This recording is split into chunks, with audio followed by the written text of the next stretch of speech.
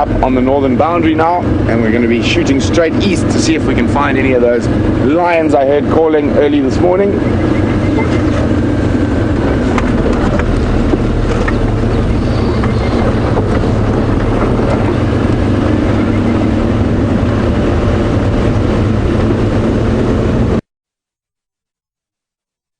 Going to be a stonker today, I think, probably easily going over 100 Fahrenheit.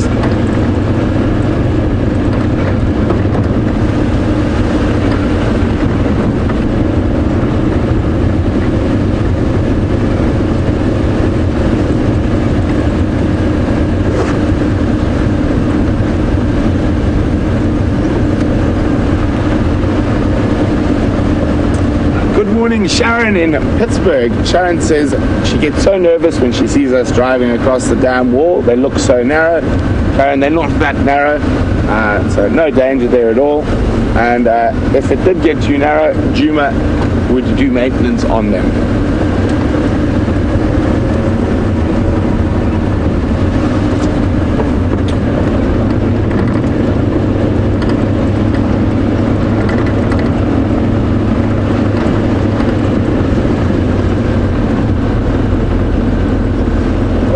Zebra.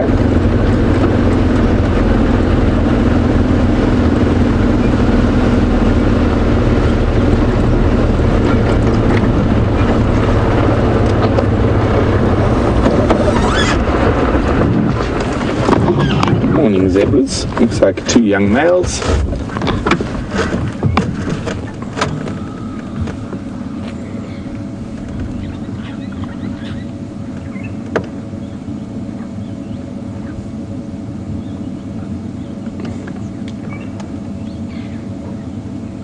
If you look carefully, zebras are very nippy creatures, and if you look carefully on their coats, you can actually see quite a few scars from where they've bitten or kicked each other.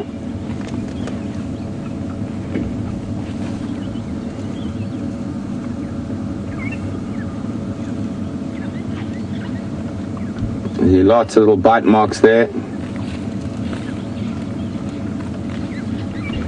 Incredibly aggressive animals, zebra, and you wouldn't think it, but they have large fights between the stallions, particularly over the rights to the harem.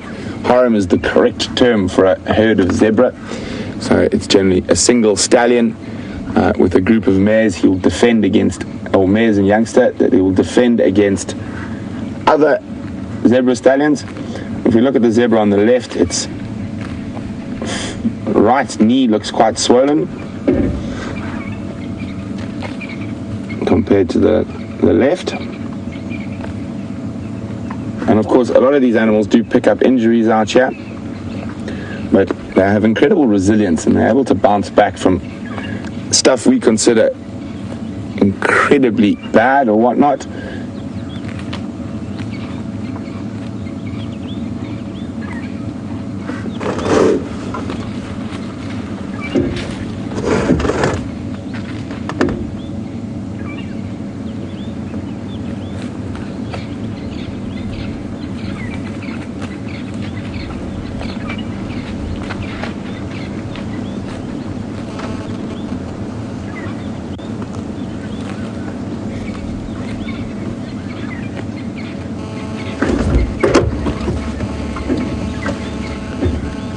Chris Rogue says she saw two zebra drinking at the waterhole earlier this morning. Perhaps this is them. Very unlikely because we're right near our eastern boundary now. So quite a long way from the Djuma waterhole. There you go. You can see this one's also got some bite marks on its side. And you probably find that swollen knee is from a kick from another zebra. And you can see an old bite scar healing up nicely there. And the rest of the zebra herd is on the right, but they're moving off. There's a nice big waterbuck bull behind the zebra. I'm going to move forward slightly, see if we can get a view of him.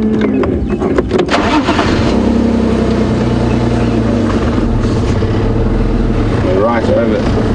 There you go.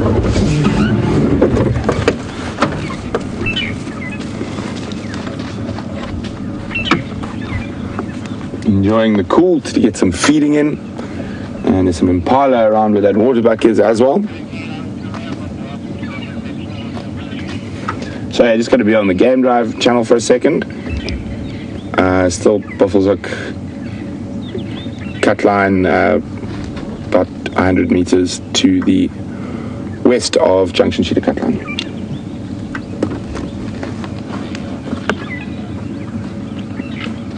There you go, you can see those massive rounded horns just through the bush there. A little male impala walking behind. But let's get up onto Cheetah cut line. See with those tracks, if there are any tracks of the lions.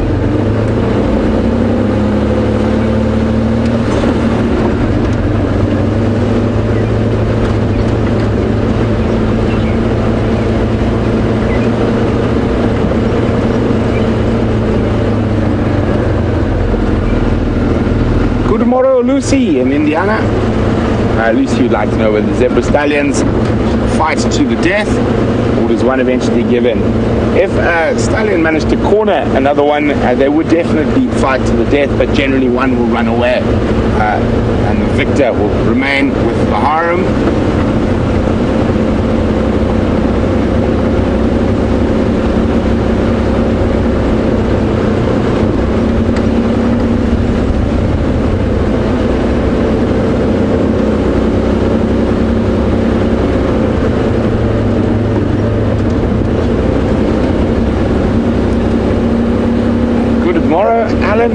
Aaron, from Wellington.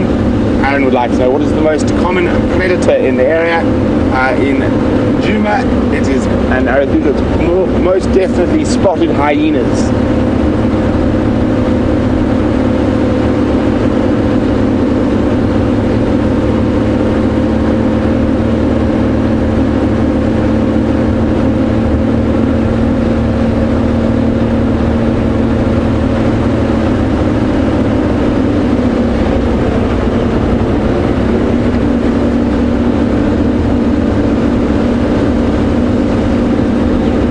One of our more commonly asked questions when it comes to animals with very distinct patterns like zebra and leopards, and this one's from Ashley in Alabama, is will they have similar markings, related animals?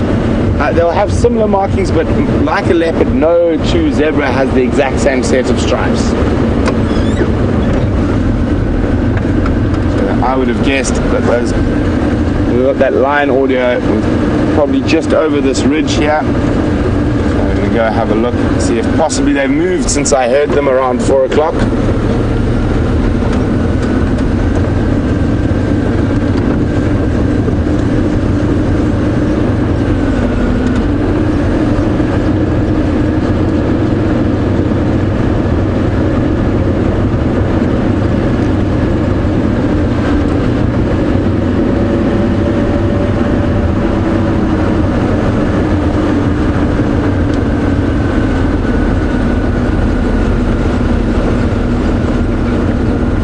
So Jenny M's just asking about the update on the lions we're looking for. I said I heard lions calling around 4 a.m. Unfortunately, my ears and my gut tell me they're east of our boundary, but they could have been on the move. So worth coming to have a look, see if any tracks cross.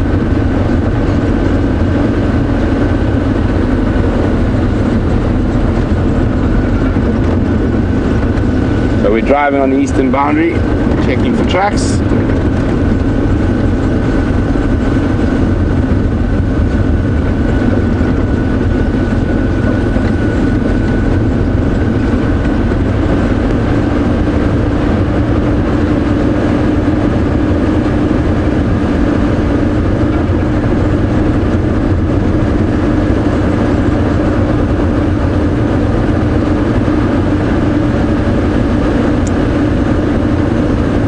There comes James and Andrew down the road. They need to collect something from Tebs in my vehicle.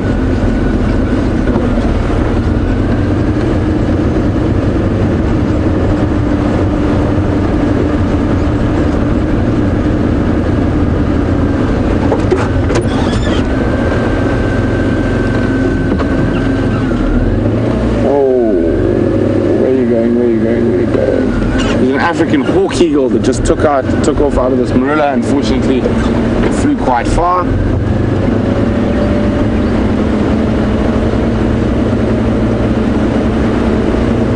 And there is James and Andrew. What have you two forgotten now? James says it's Andrew's fault. I'm sure Andrew says it's James's fault. Battery. Good morning, everybody. Oh, I didn't shake hands. Have we just left? Yes. We like to shake hands because it is a manly thing to do in the bushveld. Andrew, fiddle.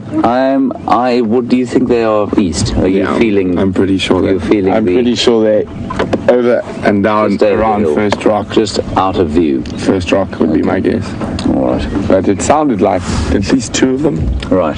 So I was hoping that they might have been on Shanks Pony and walking west. But on Shanks Pony? Yes. We've never heard that term It's before. a very nice term. Please explain it. Shanks Pony is long shanks on the legs, and in I think it's an old English saying, so if you couldn't afford a horse, you had to walk on Shanks Pony. Right, we will be walking on Shanks Pony, or in my case, Shanks Shetland. Right, as you were. Enjoy it, James. Bye, Andrew. Bye. Quickly, put that camera on Andrew, James. Focus on Andrew. He's trying to hide behind James. Well, let's carry on. Let's hopefully see what we can find. Oh, thank you, James. I'll do what I can. So, as you can see, James and Andrew are going to be bushwalking this morning. Good luck, all.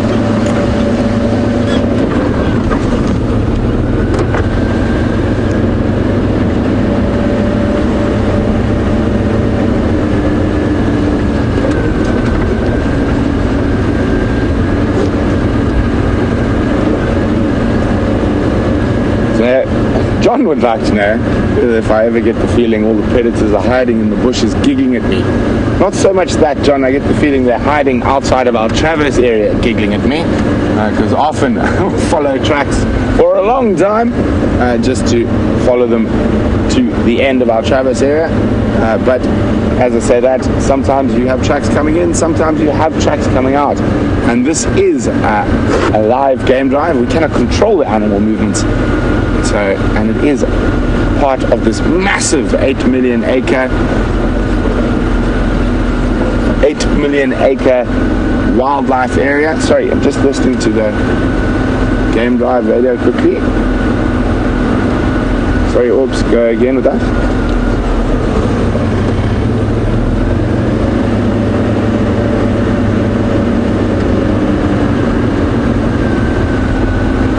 Copy, thanks.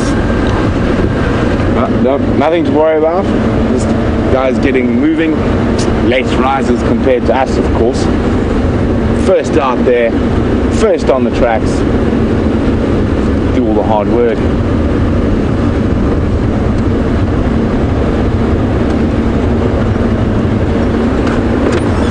That is, of course, when we have tracks to follow, which we don't at the moment.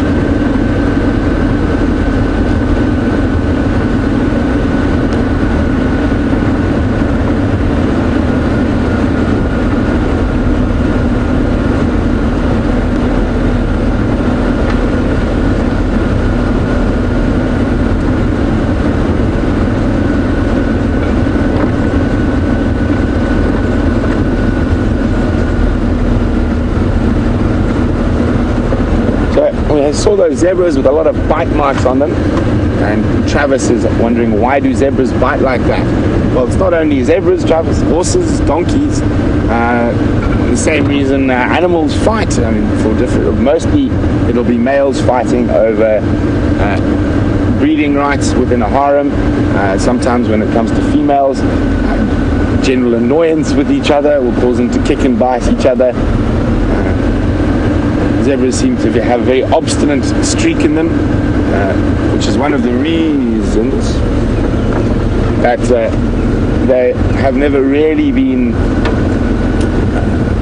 domesticated. They're very, very aggressive, very difficult temperament, and also they are not as strong in the back and don't have stamina. They haven't been bred as a beast of burden like horses and donkeys, So very difficult to domesticate. There have been a few successes. There was one in the 1800s here in the low veld of South Africa. You used to run between the low veld and the high veld. That used to have a team of 12 zebras carrying a little donkey cart. And obviously not really viable to have that many to carry such a small little cart, and that's because of their lack of stamina and strength. And they're not designed to carry things. They're designed to eat grass and be flatulent. The reason they're so flatulent is that they're hind gut fermenters. There's some impala disappearing off. So their fermenting process in their gut creates a lot of gas. And when they run off, you quite often hear as they run.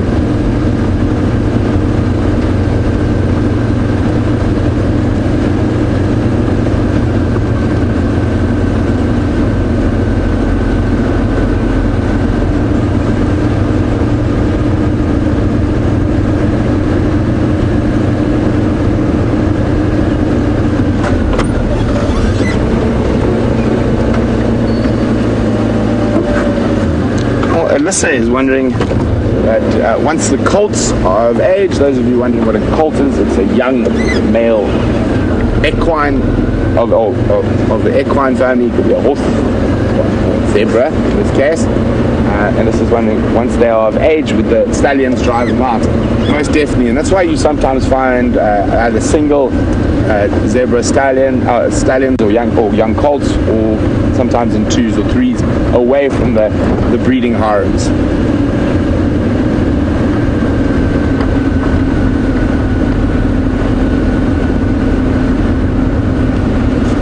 No sign of any kitty cat tracks yet, but I am keeping a close eye on the ground.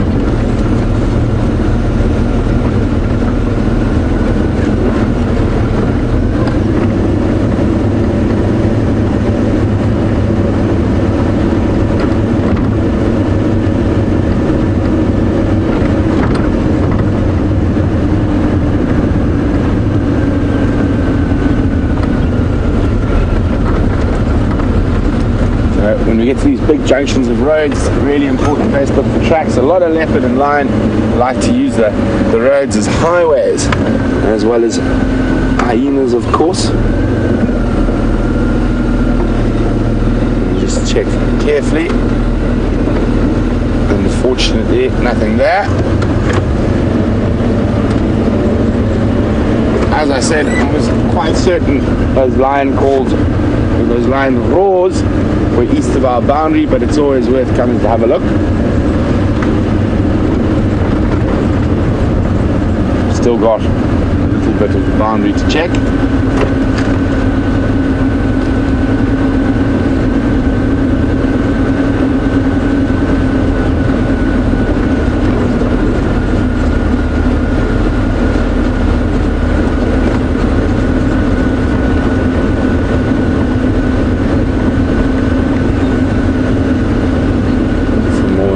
And there we go. There's another little group of zebras. We're just going to keep going, seeing if we can see any tracks.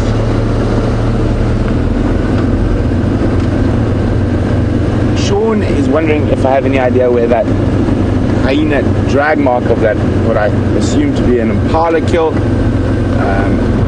where did it go? Well, Sean, you probably find it wasn't too far away from the current den.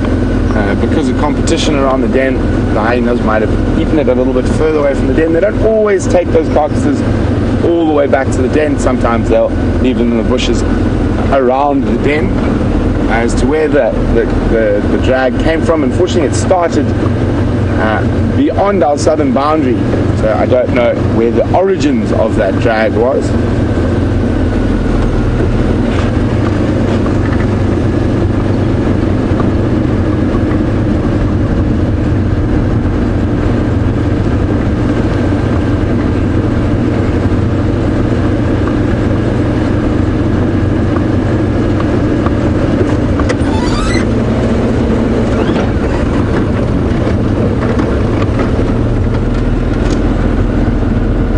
Nearing the end of our eastern boundary.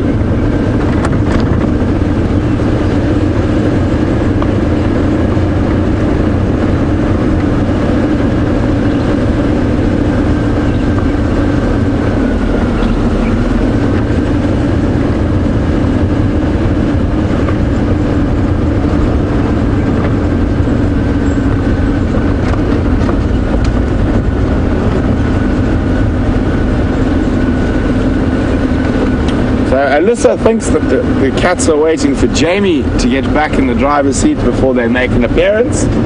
Oh, well, only time will tell, Alyssa.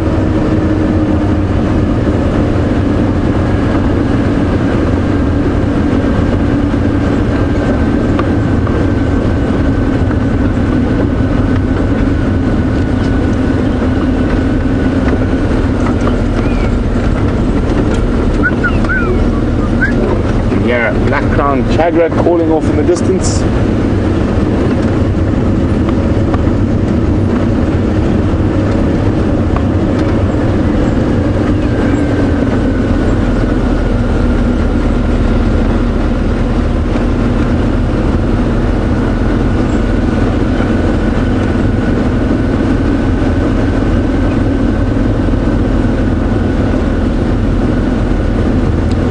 We're now at the junction of the southern and east boundaries,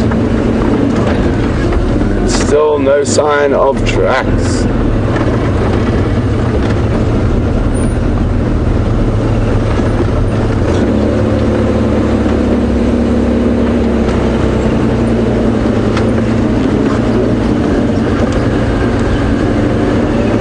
Beautiful light this morning.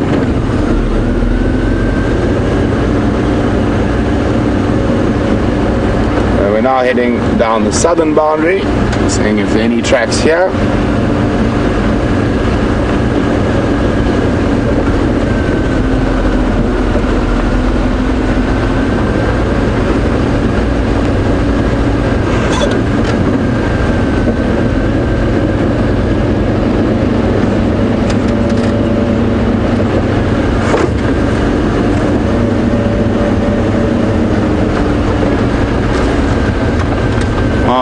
Let's go to Commander Bond so he can say good morning from Shank's Pony. We're going live now. Hello everybody. So I'm slightly underprepared there. Andrew tried to hand me the camera. Andrew, you're the cameraman, I'm the walker. Okay, welcome on the bushwalk. My name is James Hendry, in case you were wondering, and we're going to go on a little voyage of discovery. Well, not so much a voyage, I think that's in a ship. We're going to go on a little walk of discovery, and we're going to look for small things. If we do see any tracks of something bigger, like perhaps the lions, we'll try and track them, or maybe some elephants, we'll try and track them too, but mainly it's going to be focusing on just getting a bit close and personal with the wonders of the wilderness here, and it's really nice to be back out on foot, I must say. Andrew is on camera, as you heard, and you can talk to us in exactly the same way as you're talking to Brent. Questions at WildEarthTV or hashtag Safari Live. Andrew just fell over a stick there. I can tell it's going to be a long and difficult walk. Right, the first thing we're going to look at is this beautiful tree, and it's not particularly impressive at the moment, but it's called Combretum calinum, or the variable bush willow, and I think that they're some of the most attractive trees that we get here. They grow into these almost, I'm sure when you were a little child, or many of you when you were little, and some of you who might still be little, you make forts to go and sort of hide yourself in and cosset yourself in when you've either had a fight with your family or you're just playing with a friend. And these trees make the most brilliant forts. This isn't a particularly good example, but I'll try and find one where you can just kind of make yourself a little enclosure in the middle. They're wonderful. They're also very good. The reason this one doesn't look like much of a fort is that the elephants have devoured it, and they've devoured it because it tastes really good compared with a lot of the other trees around here. Right, so that's Combretum calinum, the variable bush willow. So we're walking through this Combretum woodland, and it's pretty open, which is very nice.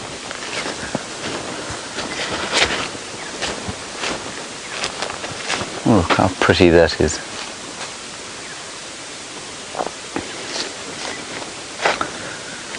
Lucy, in Indiana, a nice question. Do we let the authorities know that we've just left the vehicle there,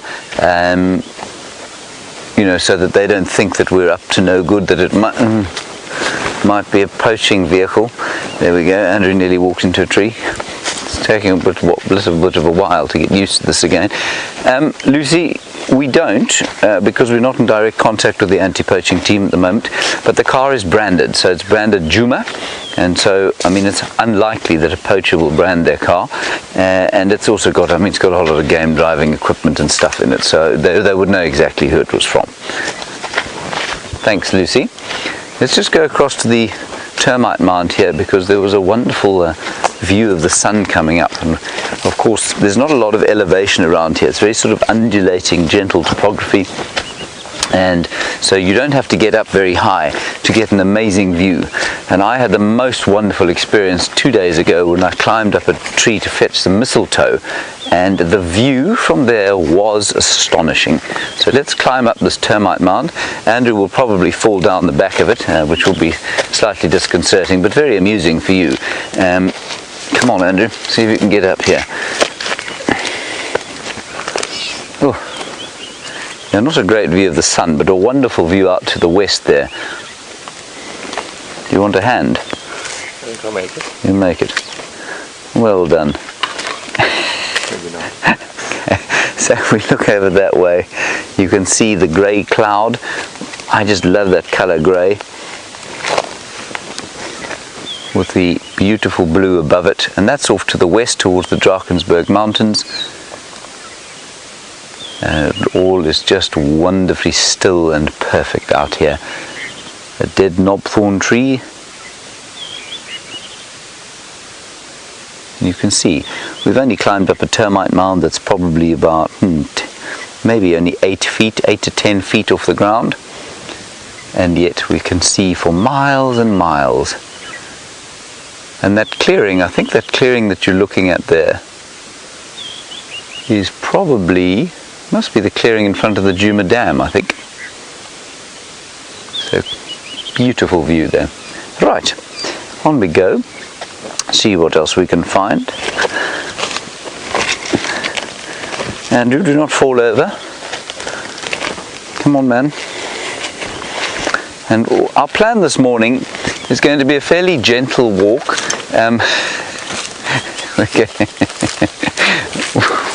We're going to head probably a little bit to keep going a little bit to the west, and then we're going to head south.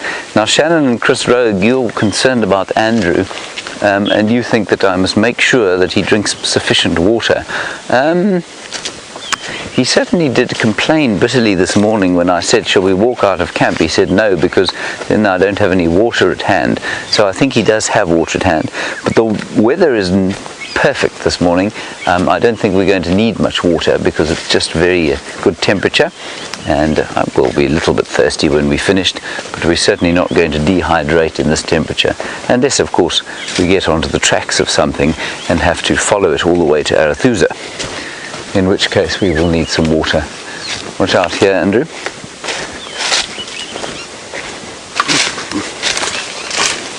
Well, here's some elephant tracks. So let's just have a look here. There are some elephant tracks, and you can perhaps see there, that's not the elephant track, it's a small section of the elephant track, and you can see the skin of the elephant there. These look relatively fresh. They are going the direction we're going, so we'll walk gently along them and see if we don't come up with them. And then next to that you can also see some buffalo tracks, and these will be from probably a small group of buffalo bulls, and we will be very careful about seeing them. And buffalo bulls and elephant herds, you want to just be making sure that if they do see you and you see them, they're not in a position where they feel cornered or surprised. Then it's perfectly safe, and so we walk very carefully along. Thank you, Jenny M, for your very kind comment that I make you laugh. That is, of course, I feel the highest compliment that anyone can pay me, so I much appreciate it. Thank you. Ooh. There's also a little scorpion burrow here, a very impressive scorpion, probably of Opistophalmus glabifrons, or the burrowing scorpion, and you can see here the millipedes that he has devoured, and also into the hole where he lives. And I've tried to get these things out, and if you're very patient, you can get them to stick their claws out, but they very seldom will actually come all the way out. And just listening. given that we are very neat scorpion, yes, and given that we are, we have limited time. I don't want to spend all day trying to pull him out of his home. Here's a wonderful example of what I've shown a few times. This, if you were to look around here, and if you were to look at this tree, you'd say, well, this looks like a young tree. And it isn't a young tree at all. It's actually a very old tree. Look at the size. This is one plant. This is an enormous, enormous tree. And in the absence of elephants that keep breaking these sticks off, it would be one of the biggest trees we'd find around here. It's called a roundleaf teak, and in the absence of elephants you can make furniture out of this tree. Look at the rootstock, it's massive, and every time an elephant bites off one of these sticks, what happens is that the rootstock gets that slightly a little bit wider. And so all around here we've got these very old roundleaf teak plants that look for all the world like a sort of forest of very scrubby young plants that almost looks like they've been purposely seeded here. They're actually pretty old. Just hear a vehicle going past. Right, on we go. This is probably precisely what they were talking about with that anti-poaching team.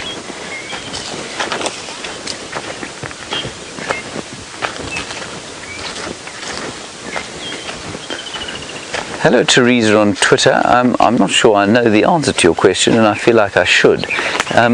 You want to know why that's called the variable bush willow. I think it's called the variable bush willow because it's of variable size, and the leaves are different sizes. Sometimes they're large, sometimes they're small. Now, this is the track or the evidence of buffalo. Buffalo, you can see, have a patty not entirely unlike a cow's, in fact almost exactly the same. Of course, the only way to test the freshness, Andrew, is to... touch it. No, we'll just feel if there's any heat. There isn't, it's quite cold. That's good news. Here it obviously relieved itself from the other end, and so we'll just be very careful. But Andrew, if you come here, there's a spider living in here. So unless this is a spider eating buffalo, this is not that fresh. Look at that, it's a wolf spider. So he will be hunting the insects, the flies, possibly the odd dung beetle that lives in this dung, and that's what he's looking for now. Isn't he lovely?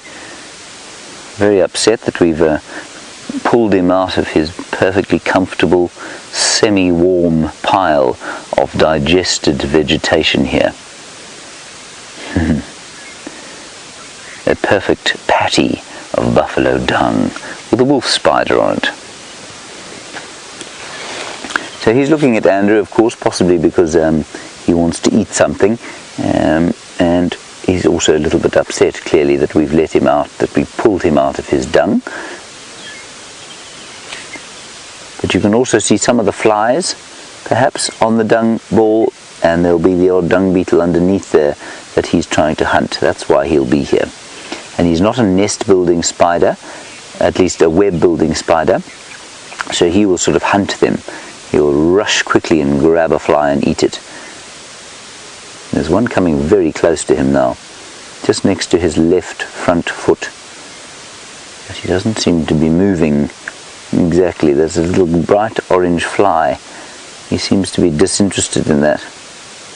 Now, the one thing we're not seeing a lot of this season is the dung beetles, and I think that's simply because of the lack of water, lack of rain.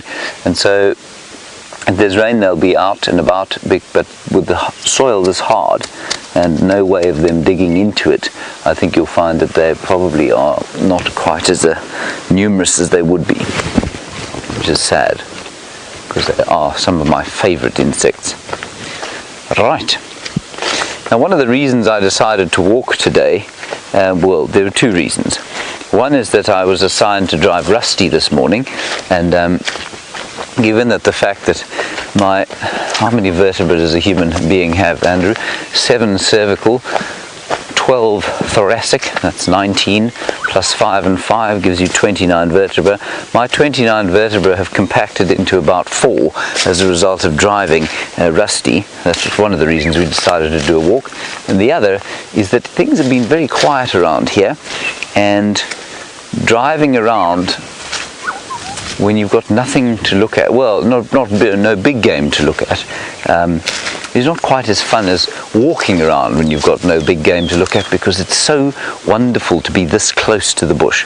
So that's why we're having a walk today, and it's just a lovely feeling to have your feet on the ground, to be touching bits and pieces like this tree. And there's a little Franklin walking away from us there, Andrew.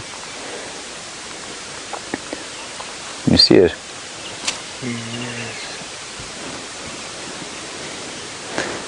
Now, Christina, you ask a very valid question there. Are we ever afraid of something slithering out at us from a termite mound? Christina, yes, we're definitely very careful of that. Absolutely, when I climb up a termite mound, there's a hole. I'm very aware of what could come out of it, and certainly black mambas live in termite mounds, as do some of the cobra species, and we don't really want to spend a great deal of time with them on foot, and well, not in close proximity. Other snakes, yes, those two not so much. The other thing I wanted to say to you, my binoculars are retrieved. Now, if you see me let them go, they've spent many nights in the bush because I put them down and then I forget about them. You see me drop them, please let us know. Remind me to take them with me.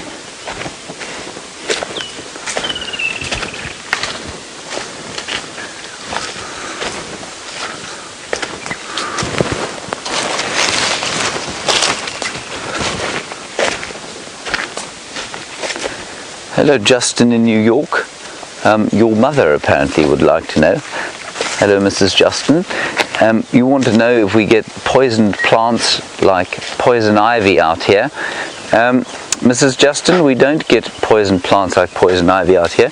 We do get some stinging nettles every so often, but nothing quite as bad. I believe poison ivy is a really nasty plant to get on you. We don't have anything like that out here. You can, I mean, there are a few plants that have latex in them, a sort of poisonous milky latex that might blister your skin a bit, but nothing, as far as I understand it, like poison ivy. Look, there's a bird in here, Andrew, flying around. It was there. Another one on the ground right in front of us. I don't know what it is. Looks like one of those buntings. There, it is. It's a cinnamon-breasted bunting. You see it there? You'll see it from here if you come. There we go. That's the cinnamon-breasted bunting here. Yeah, you've got it on the ground here. With a drongo, there's obviously an emergence of some kind of insect there. I suspect harvester termites. Let's just stand here briefly. There were some waxbills, some of the cinnamon-breasted buntings, obviously the drongos. Let's go and have a look. They seem to have moved on. Let's go and have a look what they were eating.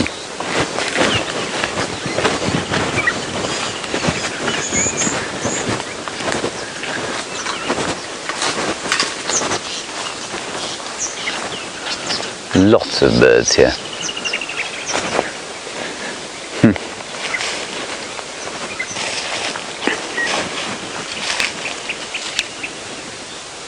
There's another elephant track here.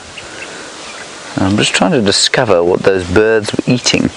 There are some holes here, and while we're looking around, Maggie in Western Australia, you want to know about that scorpion and whether he eats his dinner inside the burrow or outside, given that it's so neat there. Maggie, I think he probably eats it inside, probably just at the entrance there, so that he can retreat back inside should the need arise. I think all animals out here are quite vulnerable when they're eating, and so he probably eats it either, if not at the entrance, probably inside, and then, as you say, removes the stuff and leaves it in a little midden outside. It is amazing that an arachnid should have such clean habits, especially when some of the higher primates I know have the sort of habits of well, not nearly as neat as that arachnid. So there's some holes here. I don't know what has been coming out of them. I don't see any termites. Andrew, do you see anything that those birds might have been eating? I mean, that is a seed-eating bird, so perhaps there are a couple of seeds around here that it was eating, but the drongo is not a seed-eating bird. And I don't know what these holes have been made by. I suspect quite strongly that it is a harvester termite mound that is under the ground here, a nest. Anyway, it was a little bird party, which is quite nice. Now, just to keep you informed, for those of you who perhaps on walk with us for the first time, Andrew is walking with a 12 kilogram backpack on his back, and there's an enormous white aerial sticking out, so we have to be fairly careful about where we walk, because if you look above us here, of course there are trees that Andrew has to not bash into. He's so far hit just about every tree we walk past. I mean, that's because he's not quite used to walking.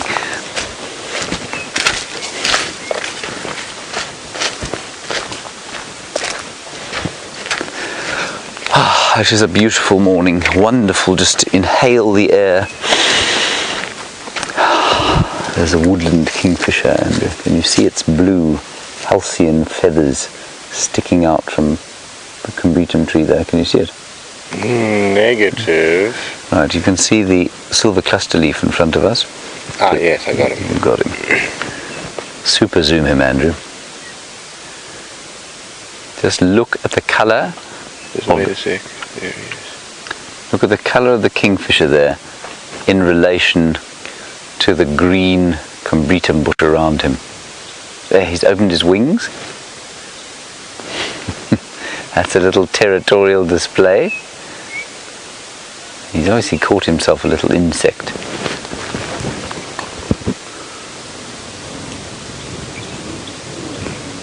What a perfect picture of him. He's just sharpening his beak a bit.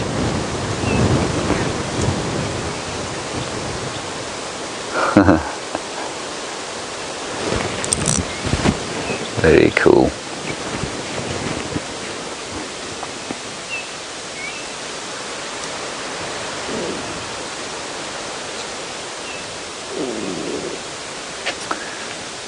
Now this is interesting. Sharon, while we're watching that beautiful kingfisher, Sharon, you want to know what I consider to be completely essential when we go on a bushwalk. Scott takes a whole backpack full of things. It's very much a personal choice thing. I take the ash bag so that we can check the wind. The stick is purely for effect. I don't consider it a total necessity. A pair of binoculars is a necessity so that you can see what's going on. And then for safety, the two radios. One game drive radio, one Louise in final control radio.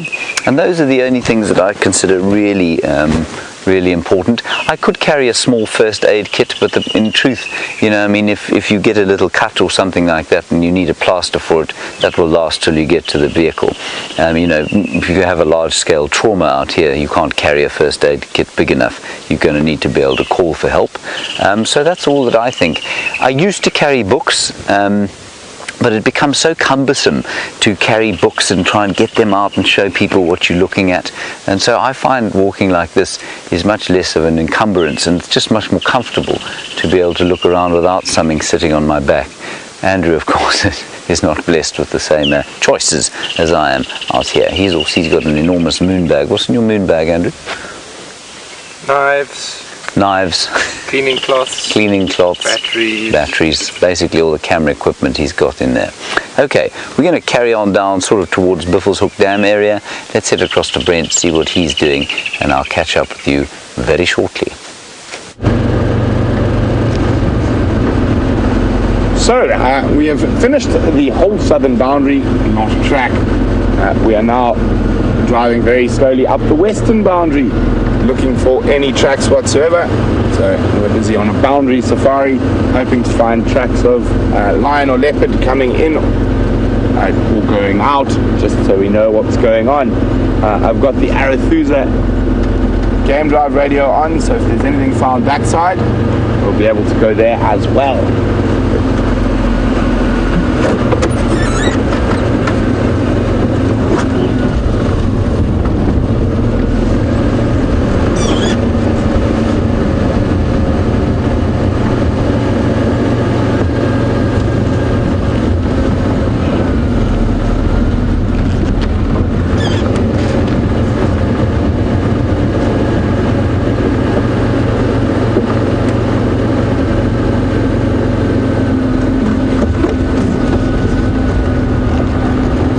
I'm just looking at something a little bit interesting here.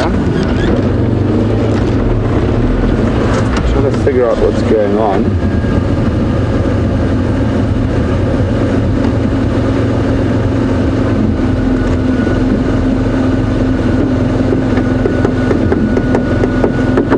This is a very strange track I'm looking at here. Just give me a moment, please.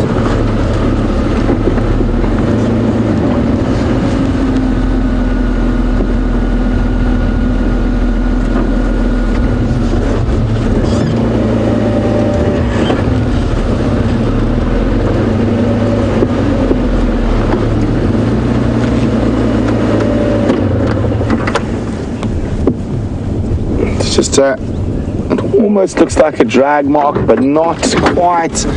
And the tracks next to it almost look like leopard tracks, but not quite. So I just want to have a closer look. Very fine little track that's going past here.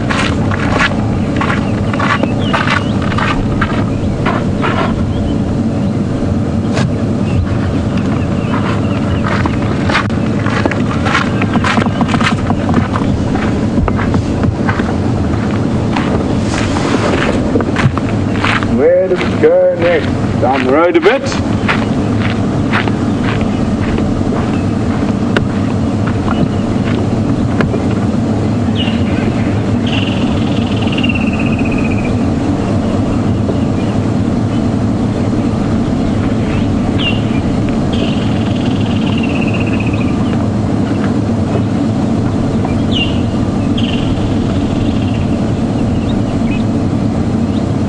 Very, very strange track.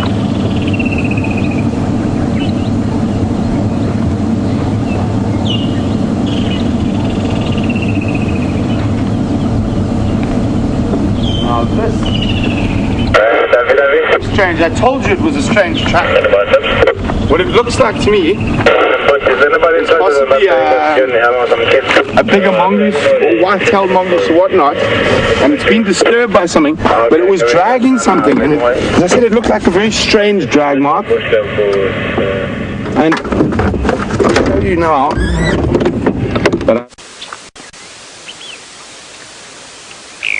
Right, a crash cut away from Brent Leo Smith here, just to look at a black-headed oriole, which has flown away. That is deeply, deeply irksome. I'm not sure if we're going to go back to Brent or not. I will wait for instruction. You did see the bird. That is excellent. So let's go back to Brent. We're going to carry on down through here. There, and you can see there's a footprint just to the right there. And when I followed them, and so I started looking around, I initially thought maybe possibly serval dragging something, but I think it's more likely a honey badger. And it was dragging a snake that it's killed, and then I think a car's come past and disturbed it, and it's dropped the snake next to the road. It's quite a big snake. Half of it looks like it's eaten already.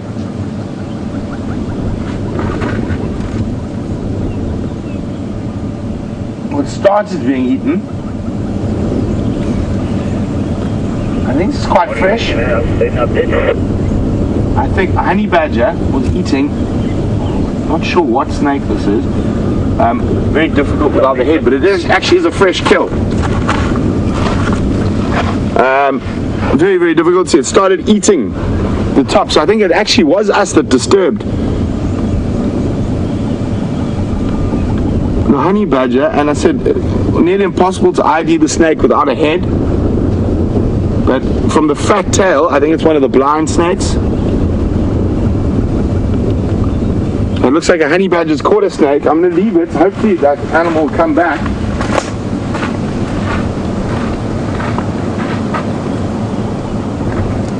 and finish it.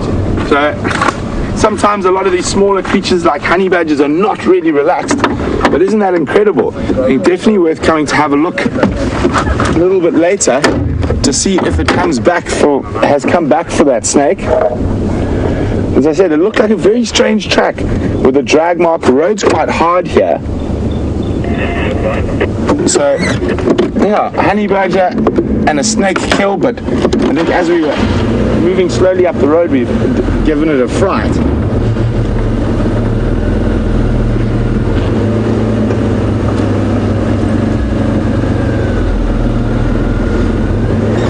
So hopefully it'll be back.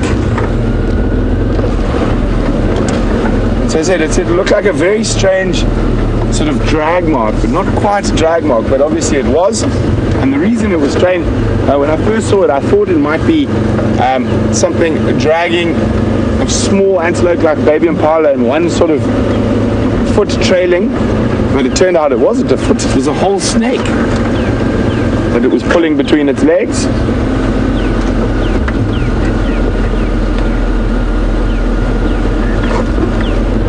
So we're going to continue checking for tracks, and tracking is one of my favorite things to do.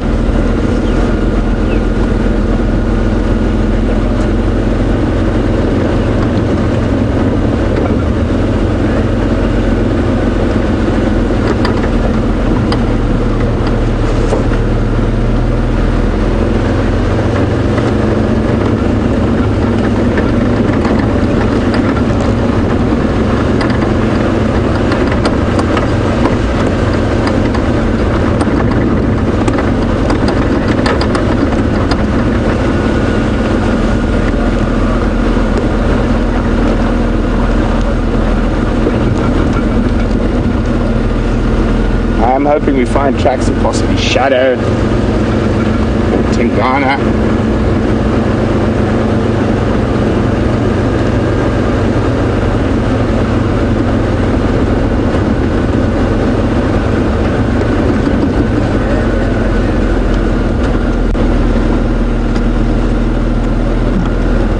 I seem to be having a slight issue with my communications.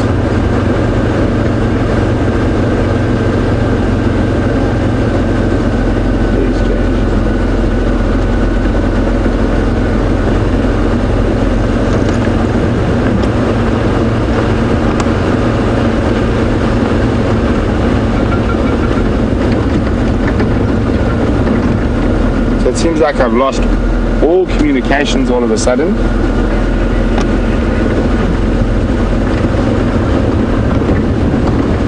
I'm just going to try fix them quickly while we move slowly down the road.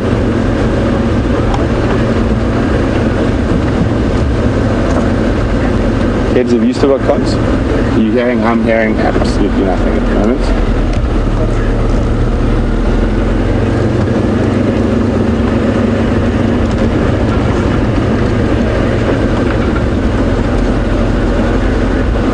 Sorry about that, guys. I can't hear anything. I'm going to need to take a minute or two to try to figure out what's going on.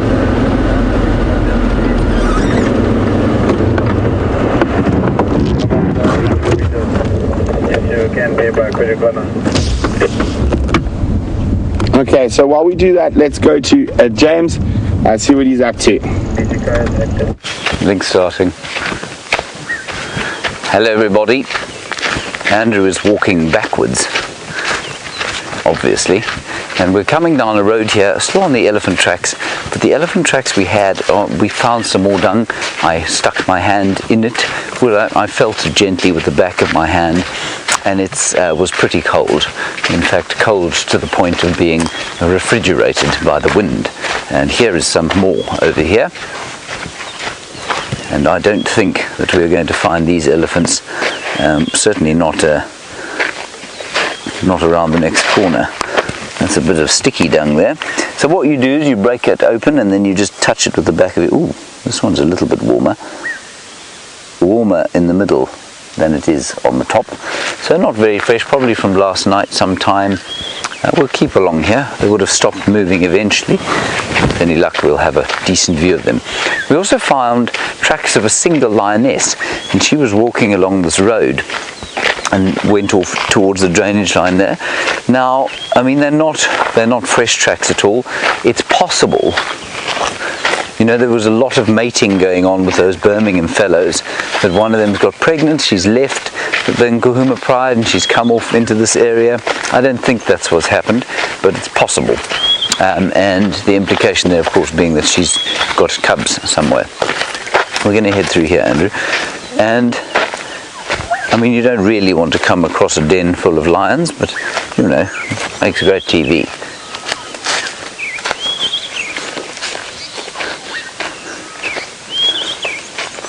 Now, Chris Rogue on Twitter. Chris Rogue, there's an interesting question from you. You want to know about a millipede and whether it has an internal skeleton. No, it doesn't have an internal skeleton in the way that you think of a skeleton. There are no bones in a millipede. A millipede's rigidity comes from the exoskeleton. That's why they're called invertebrates, or part of the invertebrate, what do we call it, phylum. They're the invertebrate phylum, which includes all of the millipedes, the mollusks, which are the snails, the crustaceans, which are the crabs, the cephalopods, which are the squid, the octopods, which, no, I think an octopus is in fact a mollusk. I'm not really sure about that one, I have to check. And then, of course, the enormous orders of the insects, and then the arachnids, and none of them have any kind of internal skeleton, and they're called invertebrates because they don't have an internal skeleton. So a millipede is an invertebrate without an internal skeleton, and its rigidity is purely from its outside exoskeleton. I hope that answers your question, Chris. So the only animals, unless I've missed something, which I'm 99.99% sure I haven't, and the only animals with internal skeletons are the vertebrates, and that would include, Andrew's just wiping the lens there, that would include the 5 classes of vertebrates, and those are the amphibians, the fish, the birds, the reptiles, and of course the mammals. Andrew's cables are getting stuck on a Flugia virosa, or white berry bush. Andrew, I'll have to bop you on the head with my stick just now. Right, so we're now walking down through a drainage line area. You can see a dry riverbed, and we call it a drainage line. You can see that.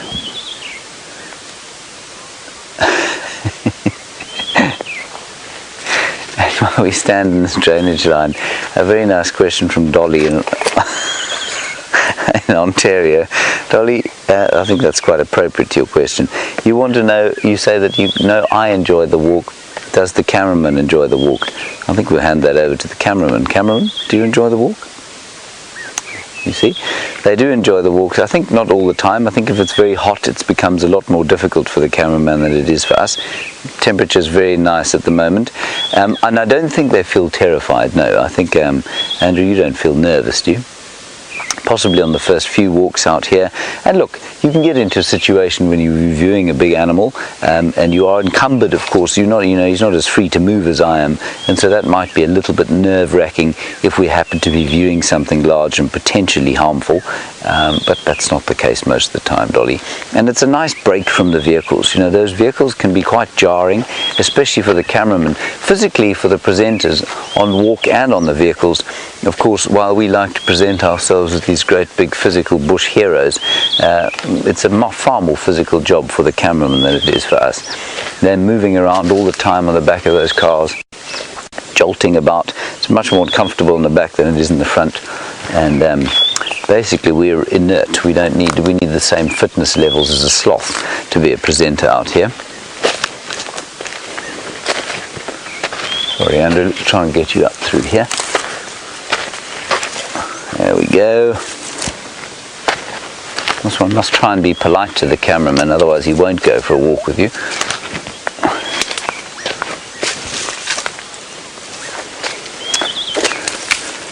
Now, James Bear, I think you've just made an excellent point. While I move this Ziziphus out the way, if I get caught in this, people, I will be only out of it by next year, which of course is only 2 days away. Go through there, Andrew. James Bear, you want to know if I've noticed a reduction in spiders since the beginning of the drought last year. James, I think that I have. I think the real test is going to be when we have a look in January and February at whether the golden orbweb spiders come out. And I think that we're going to find that there are far fewer this year, simply because of the fact that there is so much less rain. And I mean, if we walk around here, just if Andrew puts the camera sort of onto the ground and looks around, there's no greenery on the ground at all. And there's lots and lots of very kind of dry, open, sandy patch. And that's really not great if you happen to be an animal that likes to eat grass, which so many out here do. Now that'll change. I mean, if we get 50 millimeters of rain, it'll change. But what they're predicting, and we were asked about this yesterday, what they're predicting is a sort of huge dumping of rain. I can smell waterbuck.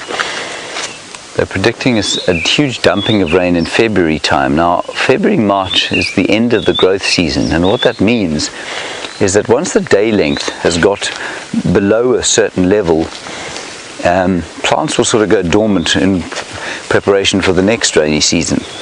So even if we get late rain, it might not actually help us at all, because the growth season will be over. This is a fascinating termite mound here. Andrew? Have you been through this area before? I haven't. No. Look at this termite mound, people. It's a massive thing. And look at the holes in it. And I'm sure these have been dug by Arathusa.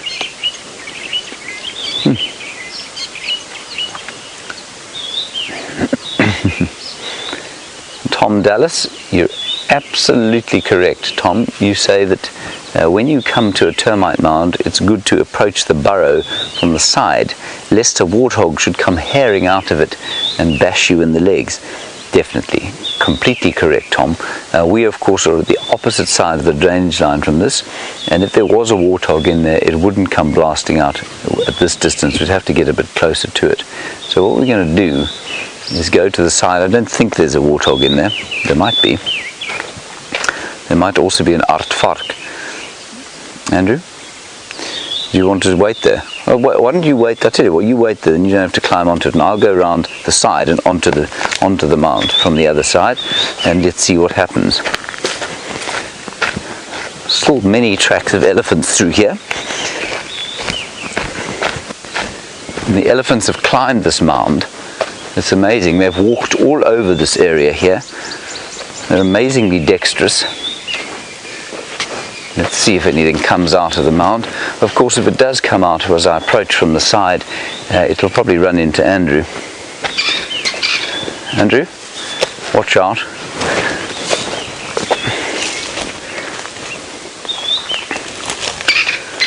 There don't seem to be any fresh tracks here. I mean, there's certainly quite a few ant lions, which are little immature insects. They look like little dragonflies when they're adults, or lacewings. Now what I'm going to do is knock.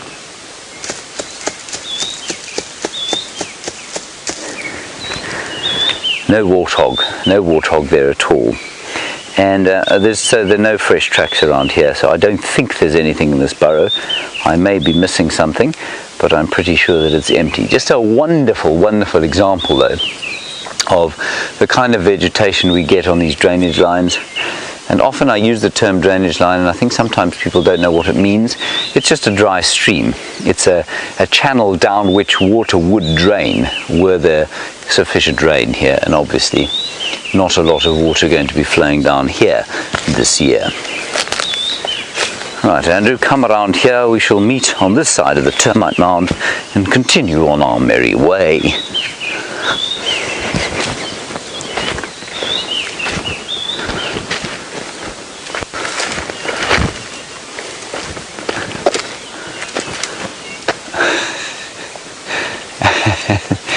Andrew's legs are going to be cut to pieces by the end of this. He's a diker. Look, look, look, look, look. Did you see it? Very tricky to catch with a camera. You got him, Andrew.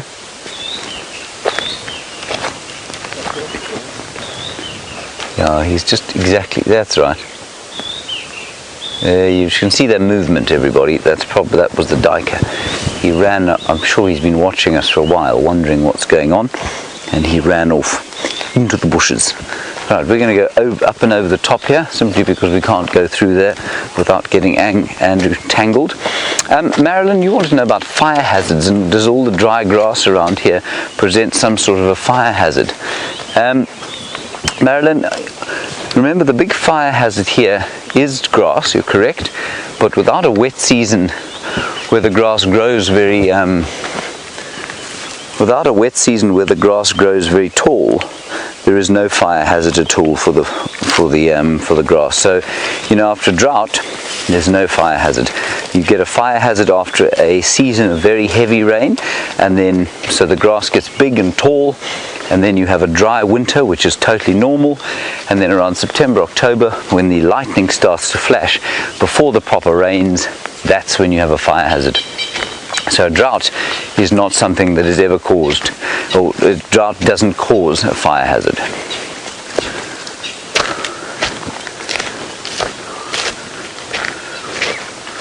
Let's go that way.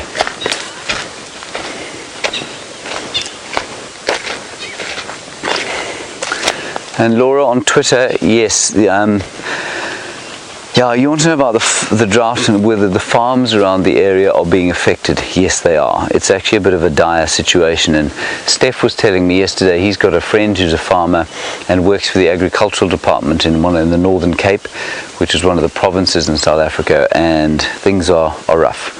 Things are getting very rough. And it's not so much the farmers who, you know, the commercial farmers who often have viable businesses. Some of them will really struggle and suffer. Come around this way, Andrew. But it's the rural people who live on the fringes of, you know, on sort of government land, who have, you know, 5 or 6 cattle or 10 cattle, and that's the, you know, those cattle represent their wealth, and they're being told, Steph says, by the government that they need to either sell what they can and slaughter the rest and only keep the best breeding stock. And that's simply because they don't think we're going to get any rain here. Now you imagine telling somebody who's a poverty-stricken rural person without an education that some kind of sophisticated computer model has predicted that there's not going to be rain until February, and therefore that the grass will not grow properly because the growing season is finished. Can you imagine trying to explain to that person that they now need to slaughter the only source of wealth they have? There's no ways they'll be able to refrigerate all the meat and sell what they can. It's a very difficult problem. It's quite distinct from the problems that there will be with commercial farmers, because they at least understand it. They're obviously, to some extent, have droughts built into their business models and their insurance policies, but it's the vast majority of South Africans who are rural people, you know, who really live hand to mouth. They live on the fringes of poverty all the time, and it's them that are really going to struggle at the back end of a drought like this. Come through there, Andrew. I'm not leaning on the stick for joy. There we go, well done. I'm really walking Andrew through some pretty heavy stuff here. We'll try and get onto a ridge crest where it's a bit clearer. That was a knobthorn. That's called karma.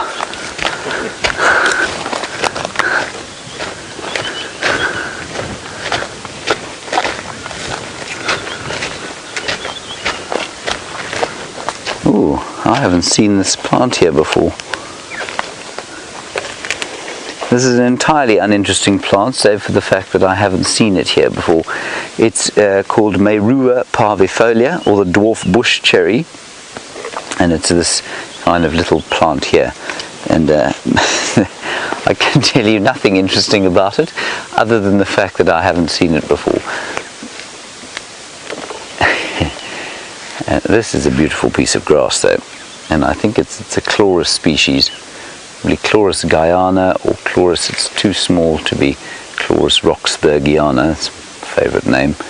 But you can see the seeds there blowing in the wind. Those would have been eaten by any number of birds. And we watched one of the cinnamon-breasted buntings the other day leaping up, and it would grab the inflorescence because it's too tall for the bird to actually sort of stand and feed on it. So it would grab the inflorescence, bend it over onto the ground, and then sit and feed. It would hold it down with its foot and then feed on the seeds on the end of the inflorescence, which I thought was very clever of a cinnamon-breasted bunting with a brain the size of half a pea to do that. That's very impressive indeed. Now, there's a question about termite mounds and how many different kinds of animals will live in termite mounds. Careful, and if you fall in that, that will be the end of your legs. Jenny M. Can be a few. You'll find some will happily live together, you'll find some will not. And I'm trying to think of there's some pretty interesting ones that seem to be escaping my mind. Mongoose, I think, will probably live with, or in the company of monitor lizards sometimes, I think. Snakes will probably live alone. You may well find, I know what I was thinking of. You can sometimes find warthog and hyena in the same mound. I don't think if it's a big mound like the den that we watch so often, I don't think warthog would go in there. But sometimes they will share a den, or sort of share it as maybe an overnight stop, something like that. So yeah, that's quite an interesting one. And what else? Obviously lots of invertebrates will share a den. But I think, the rest of them tend to be, it's quite cosy in there, it's quite snug. You don't want to be sharing it with too many others. Yeah? Meerkats sharing with ground squirrels. There we go, meerkats used to share with ground squirrels in the Kalahari where Andrew used to work, where he cut his teeth as a wildlife filmmaker. Very interesting. There is a beautiful picture of the moon, the waning moon. It was full on Christmas Day, which I think is a very appropriate time to have a full moon, really.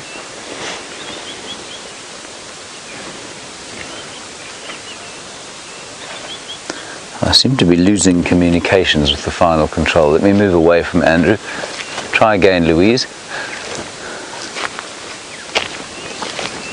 There we go.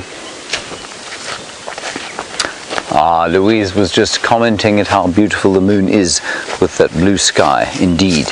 Now, Andrew, look at this. We have an egg sac from a spider. And indeed, you can even see the spiderlings.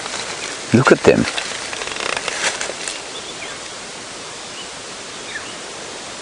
You see the little spiderlings? They've already hatched. Hundreds and hundreds of them. Jeepers. Sorry, that's me bashing the bush here. I'm going to turn it around, Andrew, because look at how many there are. Look at that. Look at all those little spiderlings, everybody. Hundreds of them that have come out of this egg sac. And they're a little pale green colour. And they've all come out of that white egg sac there, and I think that they are the offspring of a tropical tent web spider. I might be wrong, but I think that's what they are. And I don't think the adult will be here. I suspect that so she made the egg sac out of silk, and then she sort of encased it in a matrix of beautiful silk, and that matrix has protected the egg sac until the spiderlings have hatched, and now they will be on their own. Now, because there are so many of them, I think you can safely say that probably 70 or 80% of them will be devoured by some kind of predator before they make it to adulthood. But that really is a very special sighting. I'm just going to turn it around again. And there, that was the original position that it was in.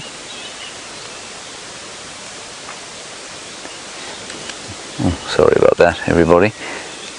Beautiful.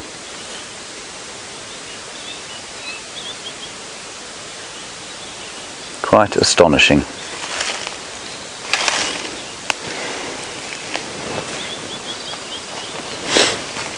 And those are the little gems that unfortunately you do tend to miss when you're on drive, and certainly with the sun shining onto that silk, it's just very, very beautiful.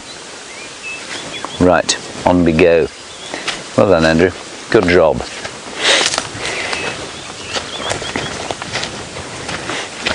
Now here is the kind of thing that we were talking about earlier. This is the mound of Odontotermes, also a fungus-growing termite, but this is exactly the kind of mound into which Scott Dyson the other day had an enormous black mamba taking residence. And so I wouldn't go pointing around, fossicking about in these holes without a very clear idea of an escape route. So we won't do that. I think this mound is inactive. You can see lots of different trees coming out of it, and that means there could be dwarf mongoose lurking about. I don't see any of their dung, so probably not. There could be black mamba. Oh, there is some dwarf mongoose dung. Come look here, Andrew. Watch out for the mambas. There's some dwarf mongoose dung, and so it's old. So mongoose were obviously resident in here at some stage. But I don't think that. Ooh. You hear that?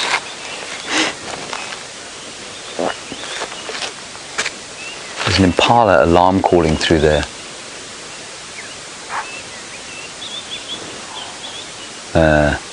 Sounds like it's rutting. They shouldn't be rutting now. Let's go and look. Let's go and see what we can find. I don't think they're alarm calling. They're probably having a fight. Why they would be having a fight, I don't know though.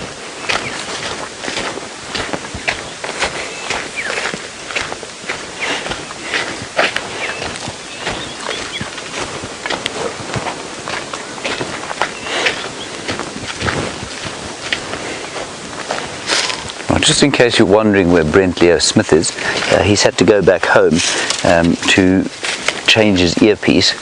He's done quite a lot of presenting to the ether this morning simply because he hasn't been able to tell when he's on air and not on air.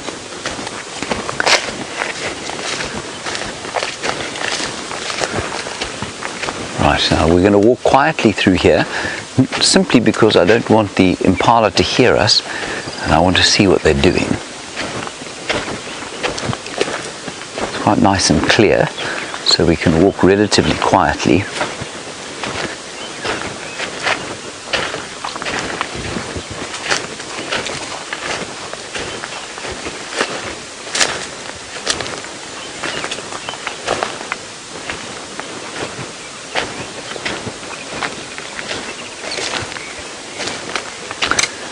So Claire, I'm just going to talk a little bit more quietly as we walk through here.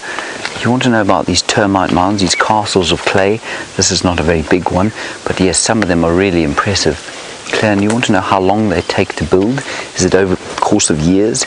It is absolutely over the course of years, and I think some of them are probably hundreds of years old. I think that in a year they can probably build about a cubic meter, or between a half a cubic meter and half a cubic meter and 1 cubic meter. So that's probably, I mean, a cubic meter would be about that much. 9 cubic feet, roughly 9 cubic feet. And so that's the kind of amount that they could build in a year. So you can imagine how much. In fact, I think it's probably even less than that. Let's call it half. So let's call it 4.5 cubic feet of sort of mound in a year. You can imagine how old some of these things must be. The impala seem to be moving away. Let's go up this way and then it's a bit clearer and we can walk without encumbrance. You can see their tracks here. They've been around here for sure. Well, those look a bit round to be impala tracks. Yeah, that one looks like an impala track. Let's carry on through here.